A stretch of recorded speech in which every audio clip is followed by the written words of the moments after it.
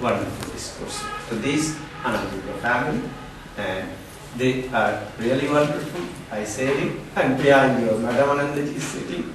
She is also taking care of everything, and our mothers also, and some beautiful man. Please, for some few moments.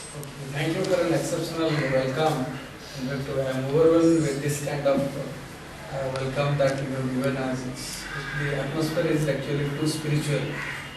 But what I was going to tell you is not exactly in the conventional spiritual line. As I just told you, the great Vivekananda once told that it is easier to attain God in a football field. आप उसको बंगाली में थोड़ा बोल दीजिए सबको. Then attain God in a temple.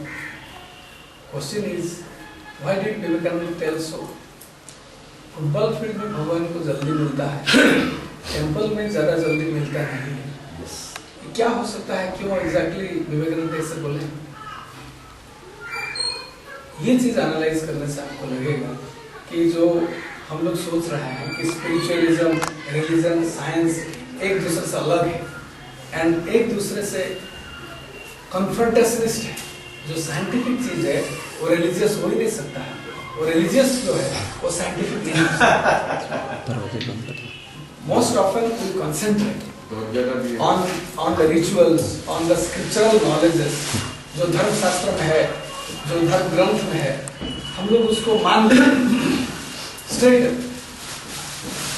Prithvi world में सृष्टि का कर्ता कौन है? भगवान है. समग्र विश्व को कौन बनाया है? भगवान ने. लेकिन हमारा भी दुनिया में अगर आप देखेंगे लास्ट 300 साल से कुछ आदमी कोई और चीज बोल रहे हैं कि सृष्टि का कर्ता कौन है. न कोई बिग बैंग थ्योरी है, एक एनर्जी का कंसंट्रेशन था, एक्सप्लोड हुआ, एक्सप्लोड होने के बाद सब चीज बनी. आदमी कैसा बना है? आदमी कैसा सृष्टि हुआ है? आदमी सृष्टि हुआ है मछली से.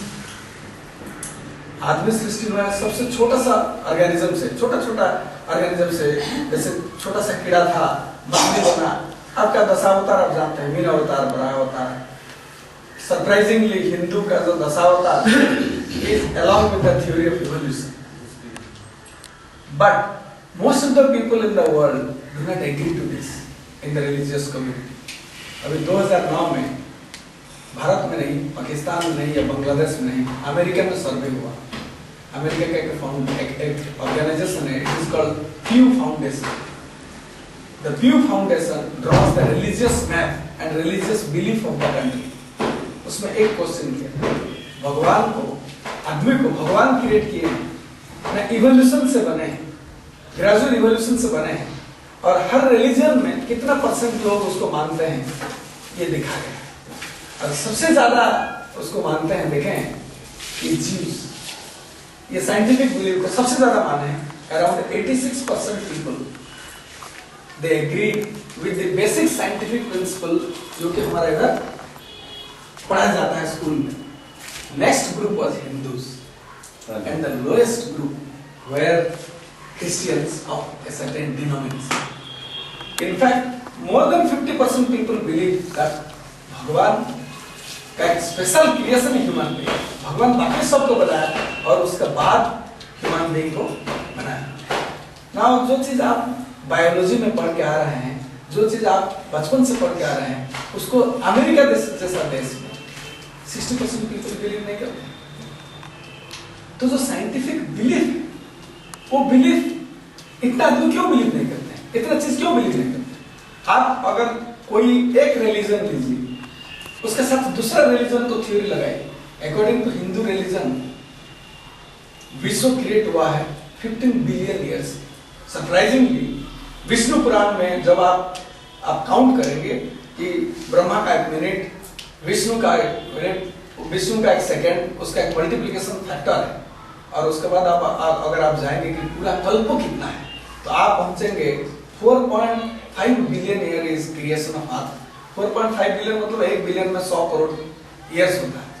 लेकिन आप अगर क्रिश्चियनिटी को चला जाएंगे तो बाइबल का जेनेसिस में लिखा है earth is only 4000 year old and भगवान को सिर्फ 6 दिन लगा, 7वां दिन छुट्टी है, 7वां दिन में छुट्टी.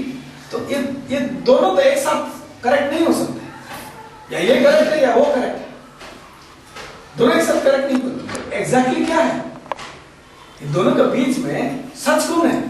यहाँ साइंस बोलता है कि 4.5 बिलियन ईयर्स है, कि अर्थ सेज 15 बिलियन ईयर्स है, कि the age of the cosmos, जहां पे चारों तरफ stars, planets, nebulas, galaxies are moving away faster. हर आदमी एक साइड से दूसरा साइड मूव कर रहा है, जैसे एक बैलून फूंकेंगे तो उसका चारों तरफ खुल जाता है। इतना एविडेंस है कि earth is expanding, but in Genesis it is written earth is fixed, it is not moving, it is fixed to a foundation.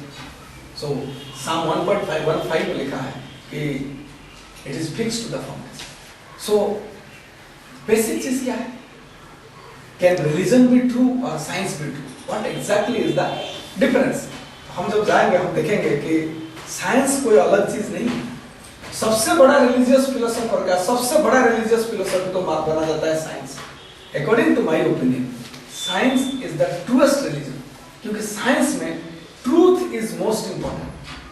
अगर कोई चीज ट्रू माना जाता है और उसको 15 साल बाद कोई आदमी आके एक एक्सपेरिमेंट करके दिखा देता है कि ये ट्रू नहीं है, तो कितना बड़ा साइंटिस्ट होने से भी उसका थ्योरी वेनिश कर जाता है। रिलीजन में थिंग्स आर परमानेंट, जो हम बोले हैं वो हमेशा रहेगा, क्योंकि there are 3 basic principle. Religion is unchangeable, inherent and permanent. Inherent means it cannot be wrong because it is directly told by God or God's chosen messenger. Therefore it cannot be wrong. There can be no modification. So a group of religious आदमी जो religion का जो follower है वो एक side में है और दूसरा साइड में changing science है। We will see the historical connection. इतिहास में कैसा ये thought का, ये जो चिंताधारा का कैसा प्रवर्तन हुआ है उसको हम देखेंगे, और देखने के बाद ये पता चलेगा कि science is not something very different. Science is the best method available to human beings from 1500 AD till 2000 AD about the only means to follow truth and discover truth.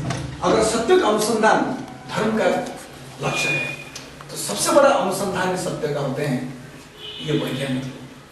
किसी आदमी एक एटम का पीछे वो लाइफ स्पेंड किया। Einstein 4 साल रास्ते में घूमे, समय क्या चीज जानने, समय क्या चीज, जो समय को सब आदमी जानते हैं। 1 मिलियन ईयर से 10 लाख साल से आदमी अपना पैर पर खड़ा हुआ चिंपांजी से। 3000 साल से वैदिक सिविलाइजेशन आ गई, 3005 साल से सुमेरियन सिविलाइजेशन था, 5000 साल से इजिप्शियन सिविलाइजेशन है। सब आदमी को पता है टाइम क्या है, लेकिन एक आदमी 3 साल घूमा, 3 साल सोचा कि समय क्या चीज है, उसके बाद देखा कि समय सबके लिए सही नहीं है। आप अगर बोलेंगे कि भारत के हिंदू धर्म में ये लिखा है कि ब्रह्मा का 1 सेकंड, विष्णु का शिव का 1000 सेकंड है, सब विष्णु का 1000 सेकंड शिव का 1000 सेकंड, विष्णु का 1 सेकंड है, तो आप जो फेमस साइंटिफिक थ्योरी रिलेटिविटी को चला जाते हैं कि समय हर आदमी के लिए एक साथ में प्रवाहित नहीं होता। तो क्या ये एग्जैक्टली ये चीज सच है? क्या वो सच है? वो हम देखेंगे। द्वितीयतः हम ये देखेंगे क्या हम जो धर्म को फॉलो करते हैं, या धर्म बहुत सारा धर्म है, इस्लाम है, क्रिश्चियनिटी है, हिंदू, इसका इम्पैक्ट क्या है, प्रभाव क्या है, क्या इसका कोई रियली प्रभाव होता है? आप जब टेलीविजन खोलते हैं बहुत सारा चीज तो देखते होंगे। अगर भारत 3 बड़ा धर्म का समन्वय है और जन्मस्थान है तो भारत का ये स्थिति कैसा होगा? ये क्वेश्चन है। तो भारत की ये स्थिति को कौन दूर करेगा? क्या सही में कोई भगवान आएंगे? यदा यदा हि धर्मस्य ग्लानिर्भवति भारत अभ्युत्थानमधर्मस्य तदात्मानं सृजाम्यहं परित्राणाय साधूनां विनाशाय च दुष्कृतां धर्म संस्थापनार्थाय संभवामि युगे युगे। तो क्या भगवान संभव होंगे? और भगवान अगर संभव होंगे तो इतना टाइम वेट क्यों कर रहे हैं? माय पॉइंट इज, आप अपने आप को क्वेश्चन पूछिए और आप सोचिए जो रास्ता में हम जा रहे हैं वो रास्ता को कैसा हम डायरेक्शन चेंज कर सकते हैं with the latest input from scientific theory and scientific philosophy. Again मैं ये बताऊंगा कि विज्ञान एक कोई कट है, एक कोई अलग सा चीज नहीं है। सबसे बड़ा विज्ञानी, सबसे बड़ा विज्ञान का हमको समय मिलने से हम विज्ञान का सप्तर्षि को आप बताएंगे, जो सप्तर्षि आप गीता में पढ़े होंगे, मरीचि, अंगिरा, अत्रि, पुलह, पुलस्त्य, वशिष्ठ, पढ़े होंगे। तो वो तो मानस पुत्र थे, भगवान के मानस पुत्र थे, और मानस पुत्र ने वेद को सबको सामने लाया और वेद के टीचर थे। हम विज्ञान के भी सप्तर्षि बताएंगे कि उन लोग भी कैसे विज्ञान को सामने लाए। हम হ্যাঁ হ্যাঁ বলুন। না না, আপনি মিঠুদের নিতে কেন গেছেন? আপনি তো নবাবের থেকে গাড়িটাকে ঢোকাবেন। হ্যাঁ, নিয়ে মিঠুদিদের ওখানে যাবেন কেন? আপনাকে তো যেতে বলা হয়নি। হ্যাঁ, না না না, আসবেন না, ওনারা